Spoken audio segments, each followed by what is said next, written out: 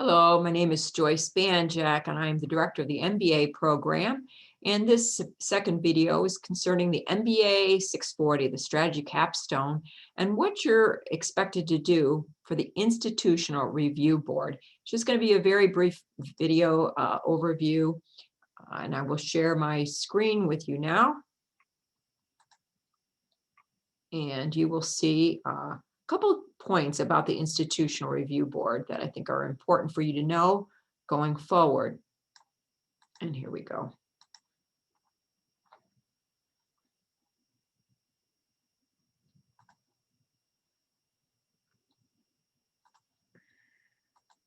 Okay. So if we see the very beginning, it's the Institutional Review Board reviews all proposed research involving human subjects. So that's anyone. If you're going to ask someone to ask them questions, interview people, engage in a focus group of maybe student athletes and what they think about a particular business in the area, or employees or customers or clients. Those are human subjects, and they are to ensure that subjects are treated ethically and their rights and welfare are protected. There are forms to be completed so that we are all aware of what needs to take place in order to survey people so that they are not at any risk for psychological or physical harm. Notre Dame College is not the only college that has an institutional review board. In fact, just about every university and college in the United States does or should have this protection for people.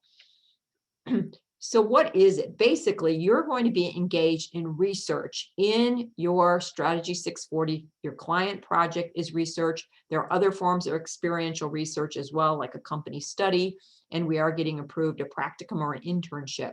So basically, we're looking at it's a systematic evaluation. There is research and evaluation that ends up with generalizable knowledge about your particular business or your particular field. And then there's a human subject, which is a living individual, and we are collecting data from that subject, which is why there is an institutional review board. So I'm going to cut to the chase with this very short video, because if you are receiving this, that means that you are either taking the MBA 640 strategy capstone in the summer or in the fall. So when you go into week 3 of your Moodle, whether it's online Moodle or on-campus Moodle, it's immaterial. If you go to week 3, there it says IRB is due, and there's actually a link.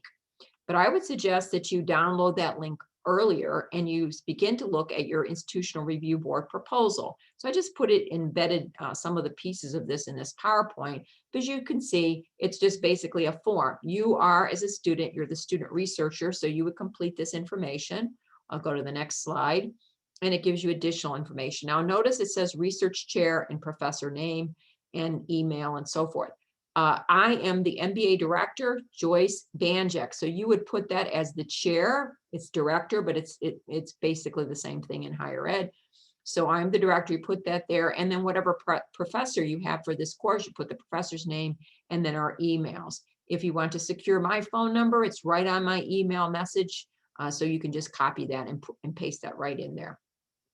So it's talking about your initial data collection. So it's saying, we want you to describe what are you doing with your proposed research and your purpose, and what are your aims. So for example, if you are going to do an analysis of a local pizzeria, for example, and you went beyond a business plan, but you're actually using this as a client project, and or you could use it as a business plan, but either way, you're going to say, okay, trying to research the restaurant industry, and within that industry, you narrow it down, the pizza business, and within that, I have a particular client.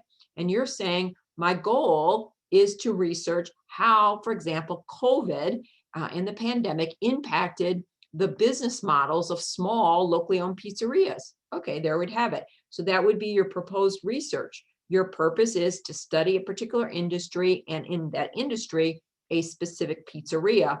And what you need to do is you need to get data and information from potential customers, suppliers, whatever they may be, and you develop that and you say, I need certain kinds of data, like I need to know, has the service declined in the past year? Has the food quality declined in the past year? Are there reasons why you would buy the pizza more or less? I'm just giving an example here. So that is something that's very fundamental here, and a preliminary kind of example here, because we can get much more sophisticated, but just get an idea. It's what's your research, what's your purpose.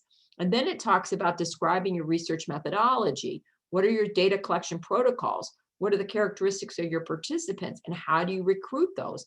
And then it says submit copies of materials as appropriate. What does that even mean?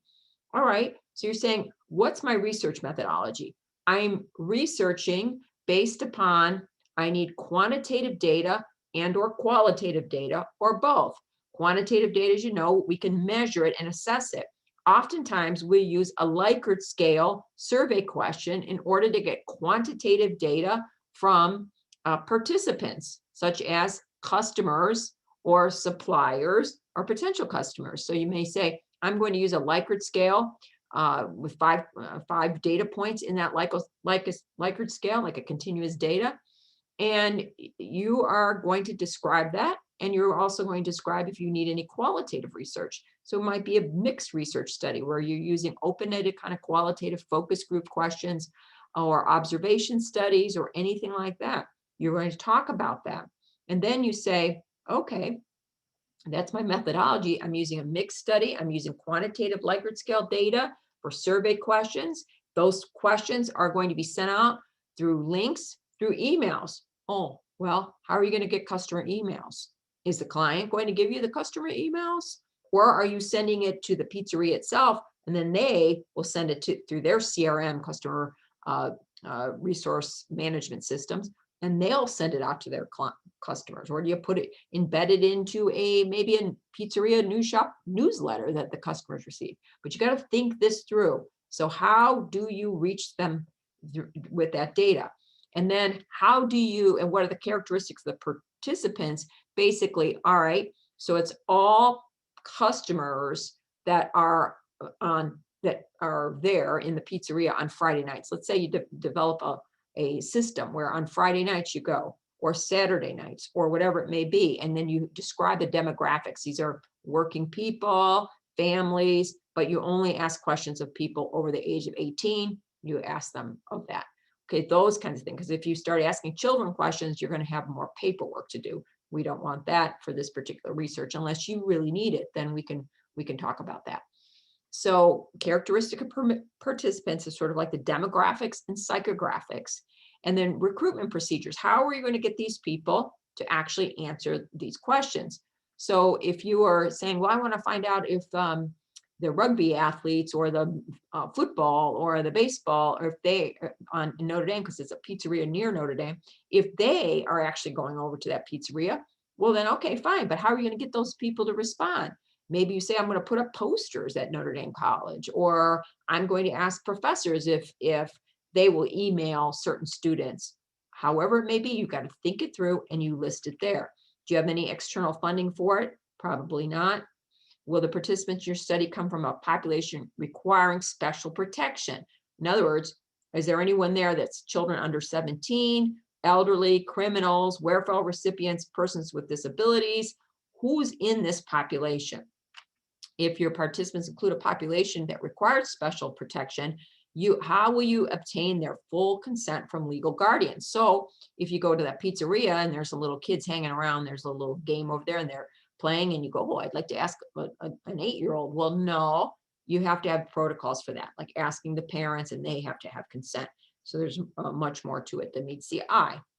Scrolling down here, also it says, will participants receive any money? So if you, or any kind of compensation. So if you say, yeah, I'm going to give people, I've collected the Falcon Cafe cards and I have about 20 of them for $5 off, you still have to disclose that you're actually giving someone an incentive to complete this. Will the participants in your study be at any physical or psychological risk? Now, you might not think so at my pizzeria example, but suppose you were studying a tattoo parlor and you were doing ethnographic research, which is qualitative research, studying the person in the habitat or the environment. So you say, well, that's great, but I would like to ask people to get a little mini tattoo so I can observe their reaction. Well, that would be very invasive. So we wouldn't want to do that, but you would have to complete this if you were planning on doing something like that. So describe any harmful or physical effects or risk. And because it's all about balancing the risk that the participants go through and how they might feel with your research probing questions, and with the benefits of how do we take that research and actually apply it and help other pizzerias in my case here. So describe any harmful effects or social well-being. And the last point here is that if you are engaging in a project like this, it's going to be yourself, and you may have one other collaborative partner. That would be considered your study team member. So any study team member, any students that are involved and are engaging in research, they're considered a study team member. And they're involved in getting participants to consent, to agree to complete a questionnaire or survey, attend a focus group, or be interviewed, however you get that information. You're involved with collecting data. You have access to raw data. That could be secondary internal data from your company. The company records can be sending to you, but you're basically analyzing that raw data that you're receiving. And finally, as a PI, is a principal investigator. And that's a full-time staff member or faculty member who assumes responsibility for a larger umbrella in terms of working on a research project. Now, with your research in MBA 640, we don't have a principal investigator. You are doing the research on your own, but we are collaborating with you to make sure that everything, all the I's are dotted and T's are crossed, but we are not getting anything personally out of the research here or anything like that. Another example why you might work with a PI would be, let's say, we were seeking grant funding for the MBA program. I would be the PI and or professors that are working with me. And let's say I had students, graduate students, working to secure additional funding or additional input rather, so we could get funding, additional data we would be requiring from all kinds of people. So that would be when you would be a study team, and then the director or the professor would be the principal investigator. But you don't need to know that right now because you will not be doing that.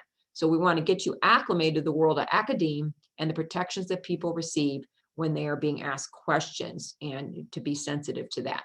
So again, go to week 3, go to the link, download the form early and start to complete it. And then when you start wrestling with it and you have questions, shoot me your questions and your professor, and we'll work collaboratively with you to ensure that it's completed. All right, thank you. And that concludes this particular part of the IRB presentation.